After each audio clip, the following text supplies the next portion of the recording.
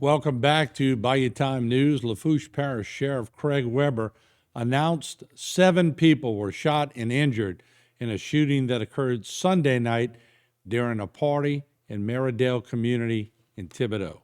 2 others were injured as the crowd ran from the scene. No arrests have been made.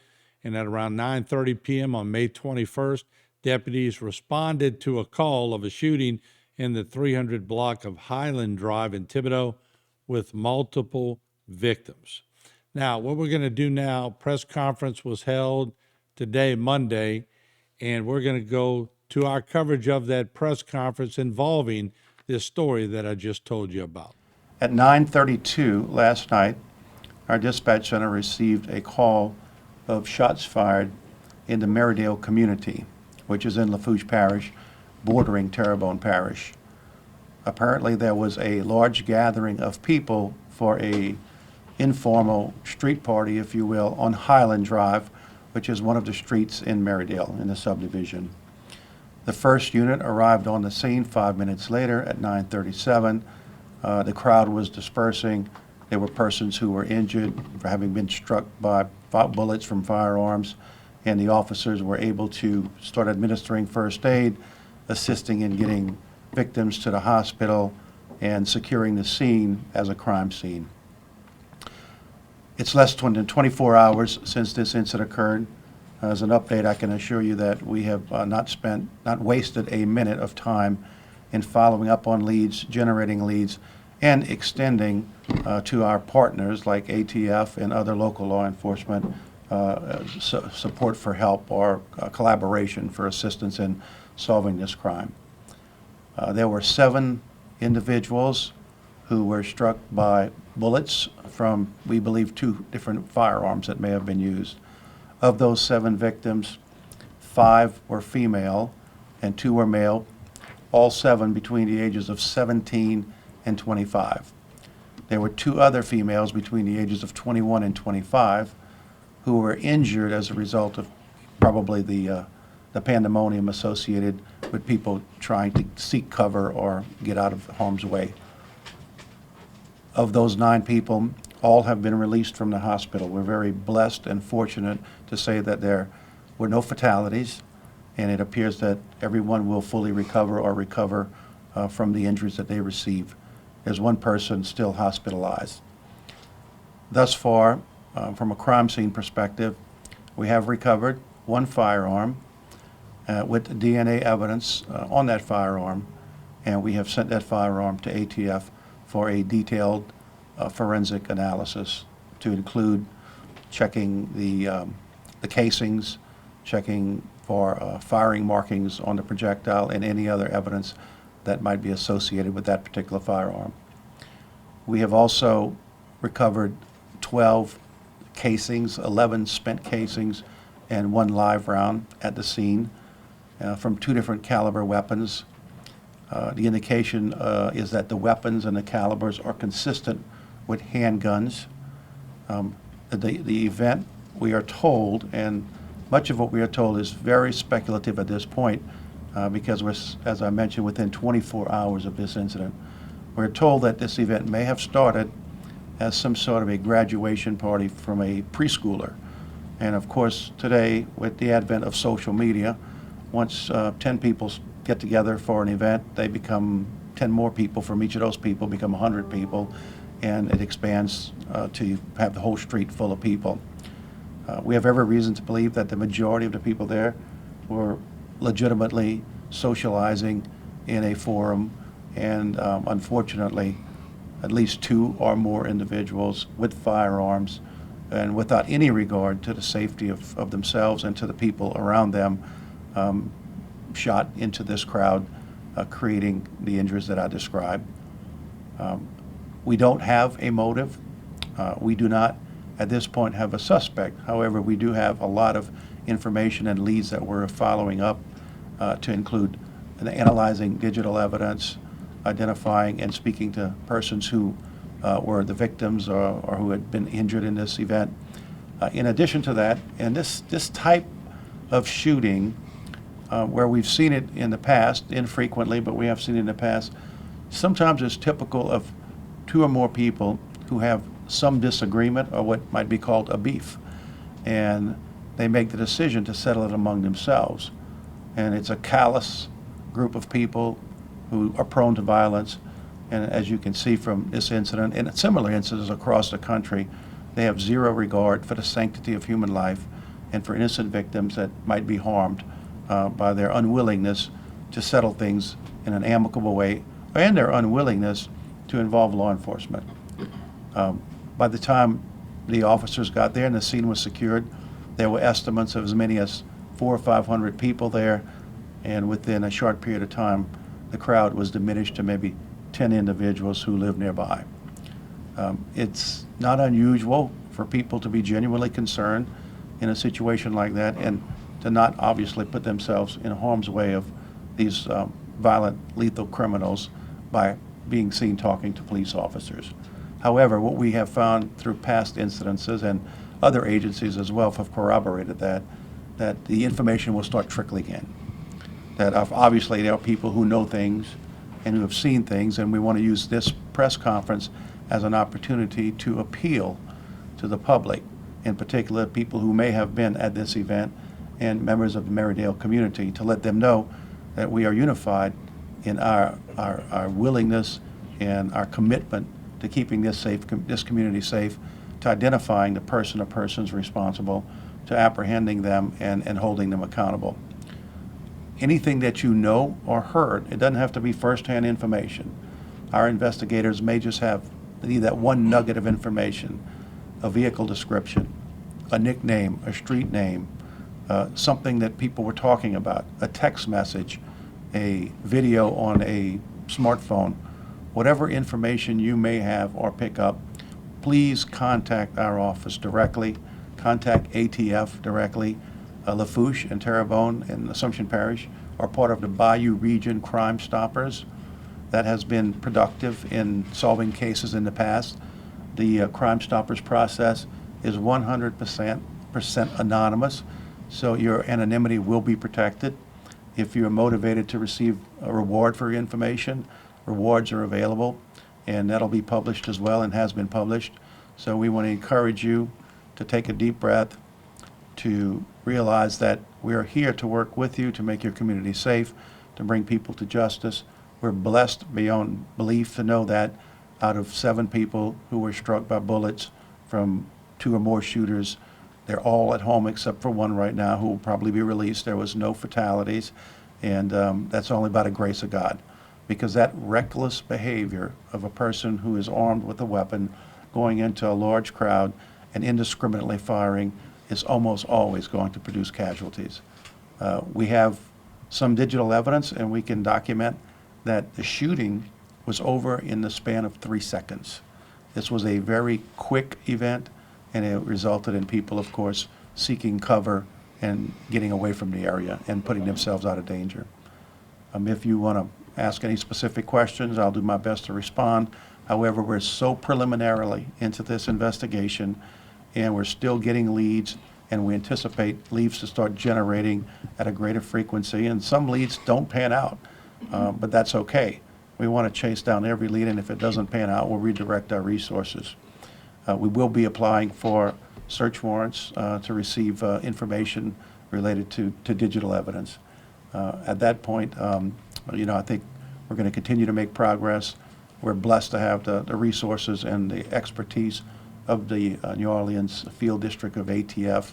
They're stretched pretty thin, as they were discussing with me earlier, but here we are, less than 24 hours, and we have the acting special agent in charge and 2 other agents here showing concern and willingness to do whatever they need to do to partner with local and state law enforcement to bring an end to this senseless crime. Yes, ma'am. Sure. Well, good afternoon. Is it safe to assume that maybe a consideration here is that it was 2 individuals at the party shooting at each other, and that maybe the victims were hit, I guess, is just bystanders there?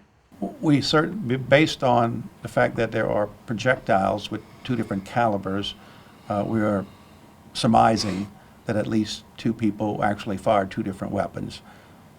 There's also a strong belief that they could be people that have some issue, some beef, some disagreement, and that's how they choose to settle the disagreement. We can't rule out that one of the people that went to the hospital could or may be involved as a suspect, but we have nothing to suggest that other than, if I'm standing next to you, firing a gun at you, and you're firing a gun at me, there's a chance we could have got hit as well. You talked about digital evidence, and we saw that there were cameras on the front of each street. Do you guys have video of this incident? We do have some video as a result of the cameras that you have referred to, but in addition to that, when I talk about digital evidence, I'm talking on a broader scale. I'm talking about cameras that private individuals and businesses have. I'm talking about social media, text messages. I'm talking about phones and GPS coordinates on phones. There's a lot of other aspects of digital evidence, even vehicles. Vehicles now are computers with an engine and wheels, and you can get a lot of information about where a vehicle was, at what time it was, whether it was speeding or not speeding, that sort of information. So the area of digital evidence is constantly expanding exponentially on a daily basis, and it's really a great force multiplier, but it takes a lot of human resources to manage that. It can get overwhelming, but it also helps you process leads and be consistent. So we're not going to leave, but you never get away from good old-fashioned police work.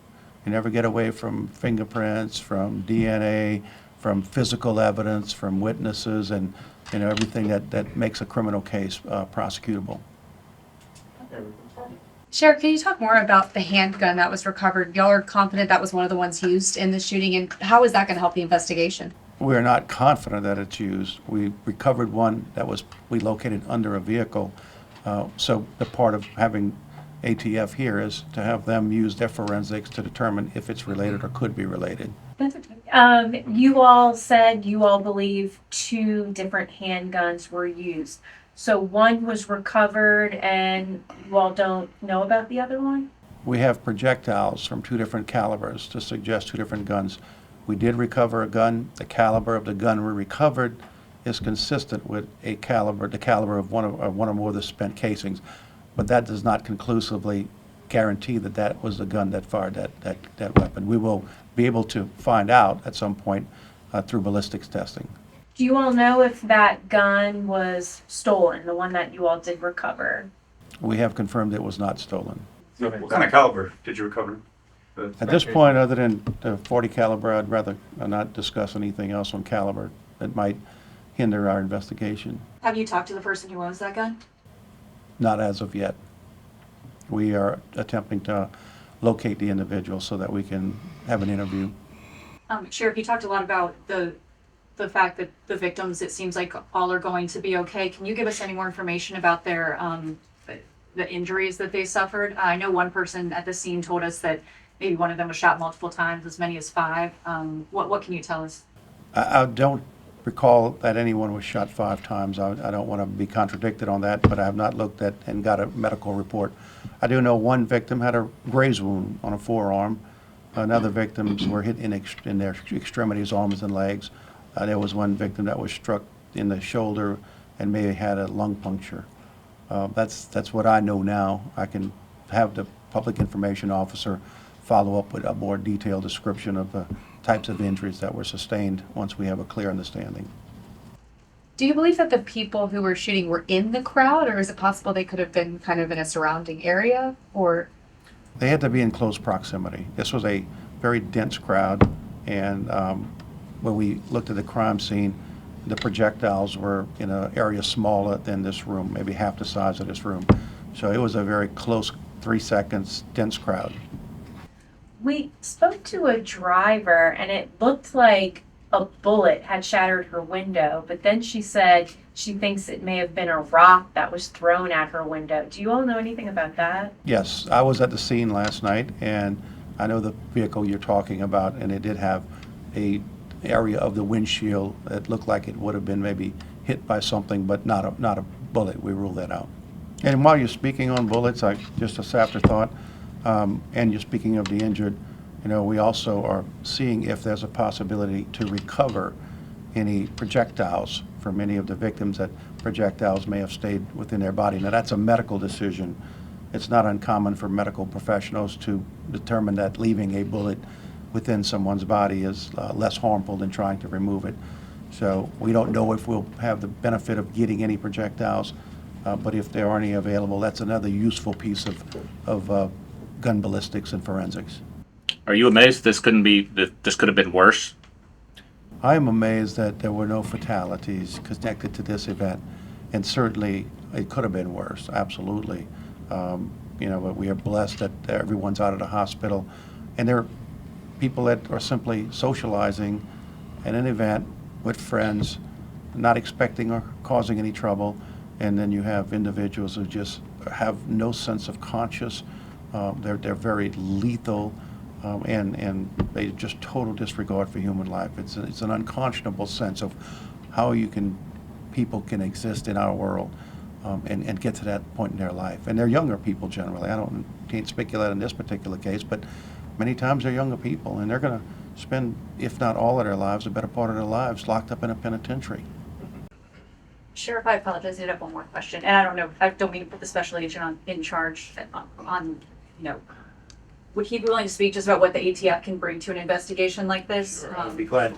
I know that acting the staff. ATF doesn't come to every press conference, so it seems like you all being here, this is obviously a priority of some sort. Yes, ma'am. First of all, good afternoon. One of the things I want to say is my condolences are with the victims of this senseless incident. Certainly something that should not have happened. Secondly, I want to thank the sheriff for the partnership that we had, which allowed us to have a very fast collaboration and be arriving on scene relatively quickly. There's a number of things that we have done so far here, part of this investigation. The first being is we wanted to utilize our crime gun intelligence, which includes the National Tracing Center, where we can trace the firearm that was recovered and find out sort of the birthplace of that firearm, tracking back to the manufacturer and eventually to the first purchaser of that firearm. And secondly, and probably the most important, is our NIBIN analysis, which utilized the ballistic identification, where we can track those shell casings that were recovered. We can track that firearm that was recovered and figure out if those shell casings or that firearm was found on any other crime scenes across both the area here and the general area throughout this region. So those tools we use quite often at ATF, and it, I believe, is going to be a great benefit here, along with bringing down our ballistic canine, who is a canine who can search certain areas for evidence of firearms discharges. It's an explosives canine, and we will be bringing that resource down here as well to help the sheriff. Certainly, we'll continue to update all of you as more information becomes available and as the investigation proceeds forward. We have every investigator in the sheriff's office. We have our friends in the local police departments. We have our federal partners that are making this a #1 priority, and we're going to not leave any stone unturned, and we're hopeful and confident that we'll get cooperation and we'll identify the person or persons responsible and be able to take these dangerous, violent criminals off of the streets. We'll have more on this investigation as it unravels. We'll be back with more. Don't go away.